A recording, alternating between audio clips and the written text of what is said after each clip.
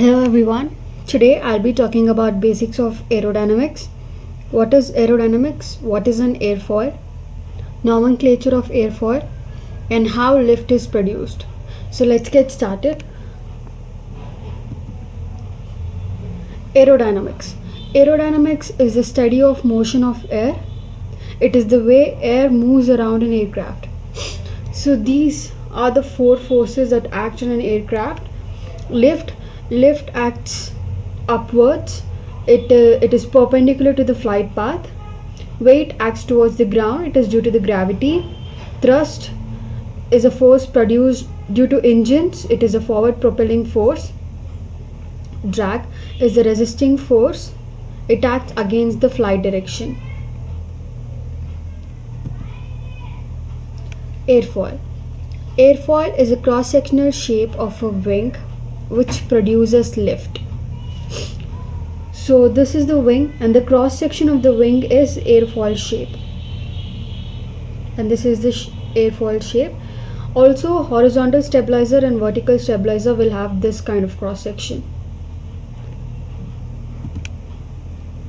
Airfoil nomenclature.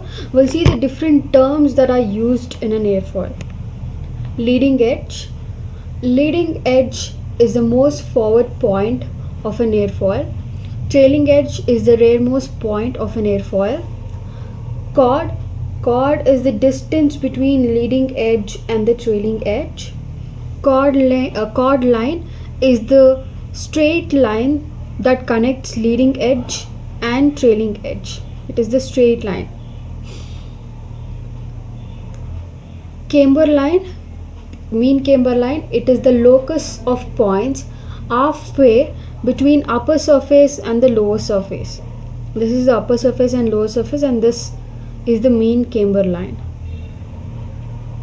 Camber is the maximum distance between the mean camber line and the chord line. So it is the maximum distance between mean camber line and the chord line. Thickness is the maximum distance from the bottom edge to the top edge. Airfoil types. There are two types. One is symmetrical airfoil, the other one is non-symmetrical, or also called as cambered airfoil. Symmetrical airfoil have identical upper surface and lower surfaces. Here the chord line and mean camber line intersect each other. So non-symmetrical airfoil or cambered airfoil, they don't have the identical upper surface and lower surface. The camber line, the mean camber line and chord line do not intersect. Also, lift will be produced even at the zero angle of attack. What is an angle of attack? Angle of attack is the angle between the chord line. It is the angle between the chord line and the relative wind. So this is angle of attack. So for cambered airfoil, lift will be produced even at zero angle of attack. But for symmetrical airfoil, lift won't be produced at zero angle of attack. So we will see the relation lift coefficient versus angle of attack. Lift coefficient relates to the lift, and here we have angle of attack.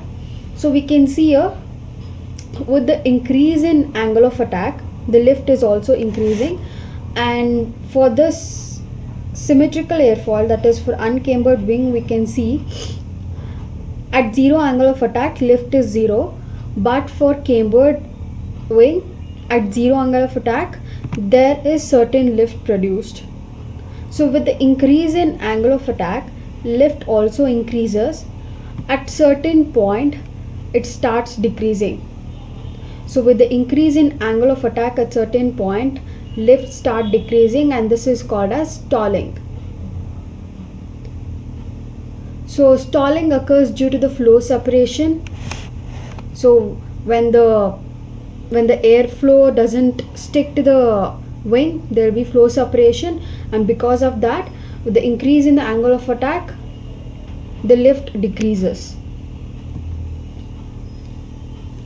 So we'll see how lift is produced. So ever wondered how lift is produced? We all know that aircraft flies in the air. So how it does? So here we have It is because of the wing, that is, it is because of the cross section shape of the wing, because of the airfoil. The air flowing over the top surface of an airfoil is faster than the bottom surface. So according to Bernoulli's principle, if the velocity is high, then the pressure is low. As the velocity increases, pressure decreases. So this implies that the pressure on the above surface of a wing is lower when compared to the bottom surface. The bottom surface will have higher pressure when compared to the top surface, and due to this pressure difference, lift will be produced. So since the bottom surface will have high pressure, the air molecules tend to move upward, and due to this push, lift will be produced. And we have this Bernoulli's equation. From this we can find the pressure difference, and with the pressure difference we can find the lift force. Konda effect. It is a tendency for a fluid to stick to the surface. So it is a tendency for a fluid to stick to the wing. When the airflow passes from the leading edge to the trailing edge, it should follow the path and the air should stick to the wing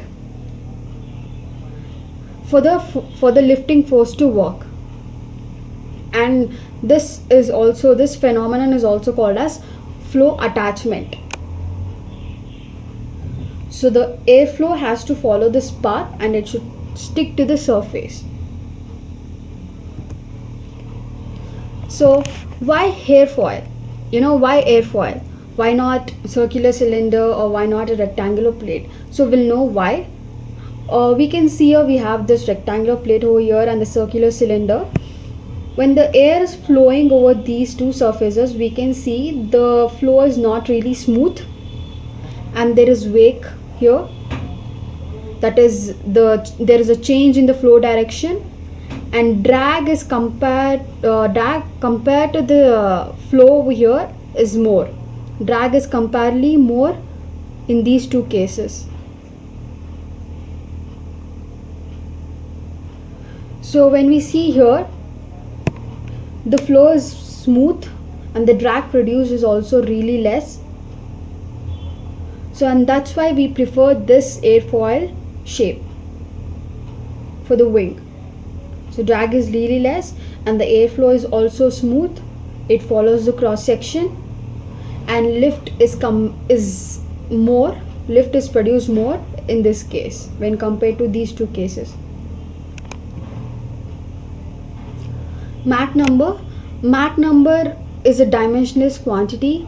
It is the ratio of speed of an object to the speed of sound. So u is the speed of an object and c is the local speed of sound.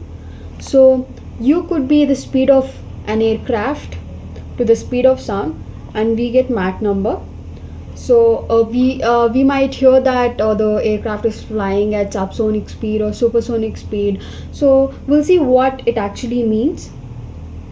So subsonic flow, if the aircraft is flying in subsonic speed, that means the Mach is less than 0.8. The Mach number of the aircraft will be less than 0.8. That means the aircraft is flying with the speed less than the speed of sound. So for transonic flow, the Mach number is between 0.8 and 1.2. For supersonic flow, the Mach number is greater than 1.2. That means the aircraft is flying with the speed greater than the speed of sound. That means 1.2 times the speed of sound. For hypersonic flow, the Mach number is greater than 5.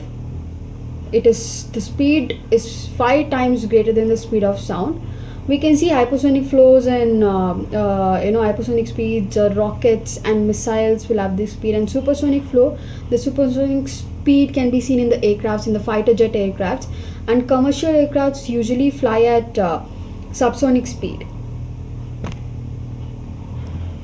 So this is all about today's session. So thank you so much.